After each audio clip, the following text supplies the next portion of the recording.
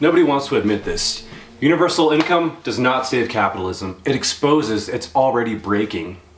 Think about it. Okay, let's get into it. Because capitalism depends on three things. You need labor, you need scarcity, what else? You need price. And AI is destabilizing all three at the same time. Exponential era. So let's start with labor, right? If AI can do most of the productive work, then human labor is no longer required at scale. So now we introduce universal income, universal high income, some people are saying. But think about what that actually means. Think about it. If people don't need to work to survive, then income is no longer tied to labor.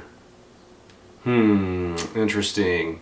Well, the moment that happens, something fundamental changes. Because capitalism distributes access through wages. That's the core mechanism. You work, you get income, and then you get access. Beat. But now, no work, still income, still access? We'll pause a little bit. What? Well, so what is actually the market doing? What is it actually doing then? Because it's all tied from labor to income, right? So at the same time, AI is driving production costs towards zero.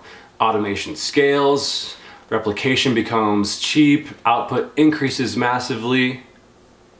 So now labor is no longer required, production is abundant, costs are collapsing. Price is losing its connection to reality and what it actually measures. And it doesn't make sense anymore. Capitalism is obsolete. So to keep markets functioning under these conditions, you need to intervene constantly. You need artificial income to create demand, artificial scarcity to preserve price. You need continuous stabilization to prevent collapse. So that's not a self-regulating system anymore. You're just maintaining this facade. Let's keep the game going even though it's obsolete. So this is the part people avoid. The problem isn't greed, it's not corruption, it's not bad actors, it's the structure itself. Everything is a product of its environment. Markets were designed for a world where information was limited, production was constrained, scarcity was real, so price acted as a rough coordination signal. Not anymore. But now we have real-time data, predictive systems, automated production, global coordination networks. Starting to make sense?